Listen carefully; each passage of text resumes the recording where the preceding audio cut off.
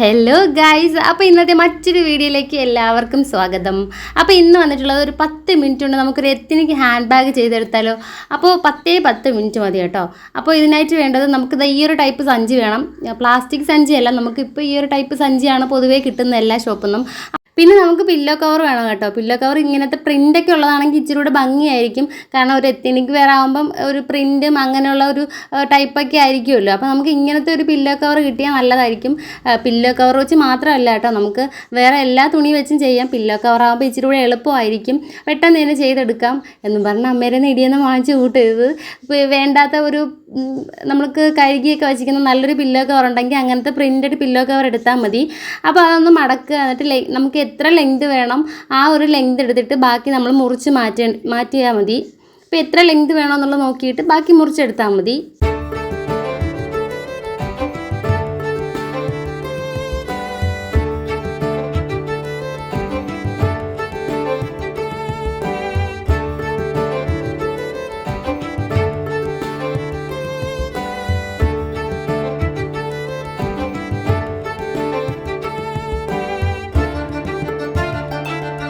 Pillow cover മുറിച്ച് മാറ്റിയതിന് ശേഷം ആ ഒരു അളവിൽ തന്നെ നമ്മുടെ ആ ഒരു സഞ്ചി മുറിച്ചെടുക്കുക. എനിക്ക് വലിയ പാടൊന്നും വന്നില്ല, കാരണം ആ കറക്റ്റ് അളവിലായിരുന്നു സഞ്ചിയുടെ. ബാക്കി ആ കറുത്ത പോർഷൻ മാത്രം വെട്ടി കളഞ്ഞാൽ മതിയായിരുന്നു. അത് അടുക്കത്തെ പോർഷനൊക്കെ കറക്റ്റ് മെഷർമെൻ്റ് ആയിരുന്നു. അപ്പോൾ അങ്ങനെയൂടെ നിങ്ങൾ വെട്ടി മാറ്റിയെടുക്കണേ.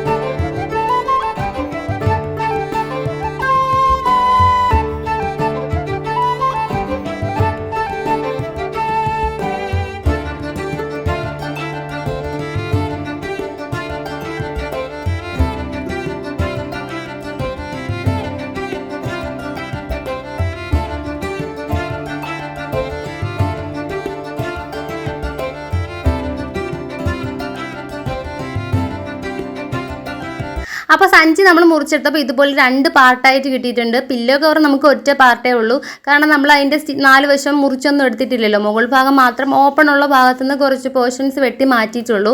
അപ്പോൾ പില്ലോ കവർ ഒന്നും നമ്മുടെ സഞ്ചി 2 ഭാഗമുണ്ട്. അത് പില്ലോ കവറിൻ്റെ അപ്പുറം ഇപ്പുറം ഇടുക. എന്നിട്ട് നമുക്ക് ഒരു കട്ടിംഗ് ഉണ്ട്, ആ ഒരു കട്ടിങ്സ് വെട്ടിയതിന് ശേഷം മാത്രമേ നമുക്ക് സ്റ്റിച്ച് ചെയ്യാവുള്ളൂ. അപ്പോൾ അത് ഞാൻ എങ്ങനെ ഇട്ടേന്ന് ഒന്ന് നോക്കിയാൽ മതി.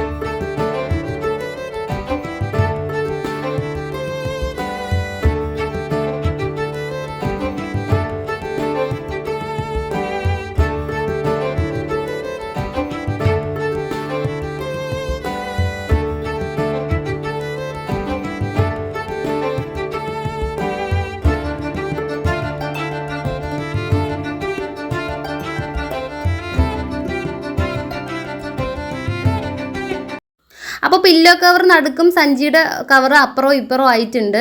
അപ്പോൾ ഇനി വരയ്ക്കാനുള്ളത് നമ്മുടെ ഓപ്പൺ വരാത്ത ഭാഗം ഉണ്ടല്ലോ, അതായത് പില്ലോ കവറിൽ ഓപ്പൺ വരാത്ത ഭാഗം ഉണ്ടല്ലോ, അതിൻ്റെ മൂലയ്ക്കായിട്ട് ഇതുപോലെ കറക്റ്റ് സ്ക്വയറിന് മൂലയ്ക്കായിട്ട് 2 വശത്തും വരച്ചു കൊടുക്കണം. വരച്ചു കൊടുക്കുന്ന 2 അളവും ഒരുപോലെ ആയിരിക്കണം കേട്ടോ. അപ്പോൾ അങ്ങനെ വരച്ചു കൊടുത്തിട്ടുണ്ട്.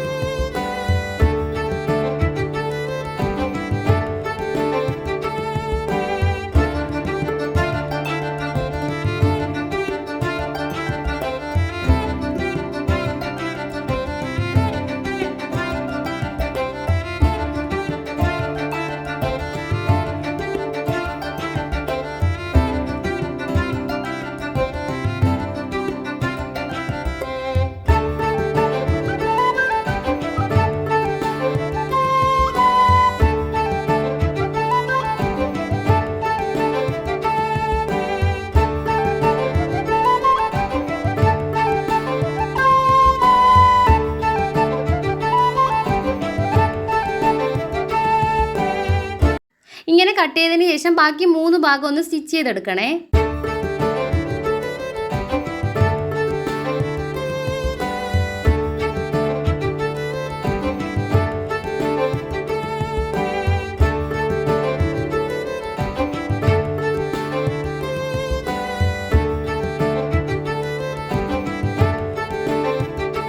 അങ്ങനെ സ്റ്റിച്ച് ചെയ്ത ഭാഗം നമുക്കിപ്പോൾ എല്ല് പോലെ കിട്ടിയിട്ടുണ്ട് കേട്ടോ.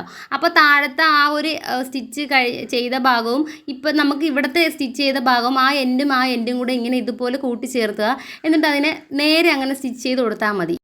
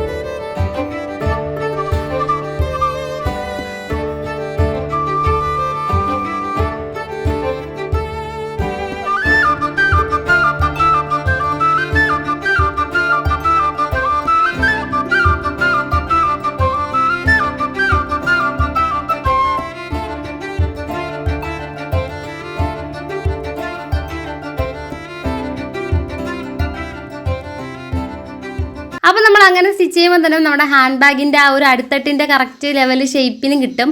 അപ്പോൾ അത് കഴിഞ്ഞിട്ട് നമുക്കിനി ഹാൻഡ് ബാഗ് തൂക്കാൻ വേണ്ടിയിട്ട് തൂക്കിയാണല്ലോ. അപ്പോൾ അത് നമ്മൾ ആദ്യം മുറിച്ച് പില്ലോ കവറിൻ്റെ കുറച്ച് മുകളിലത്തെ ഭാഗം മുറിച്ച് കളഞ്ഞില്ലേ, അപ്പോൾ അതിൽ നിന്ന് കുറച്ച് പീസ് എടുത്തിട്ടുണ്ട്. അപ്പോൾ ആദ്യം നമ്മുടെ ഒരു പോർഷനിൽ അങ്ങനെ സ്റ്റിച്ച് ചെയ്ത് കൊടുക്കുക.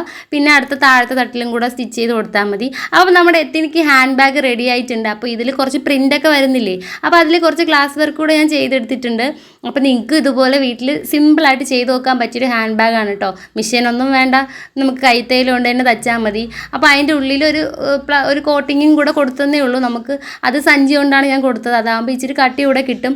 അപ്പോൾ ഇത്രയേ ഉള്ളൂ, നിങ്ങൾക്ക് പെട്ടെന്ന് ചെയ്യാൻ പറ്റിയൊരു ഹാൻഡ് ബാഗാണ് കേട്ടോ. അപ്പോൾ ഇഷ്ടപ്പെട്ടാൽ ഒന്ന് ലൈക്ക് ചെയ്യണേ. അപ്പോൾ ടാറ്റാ.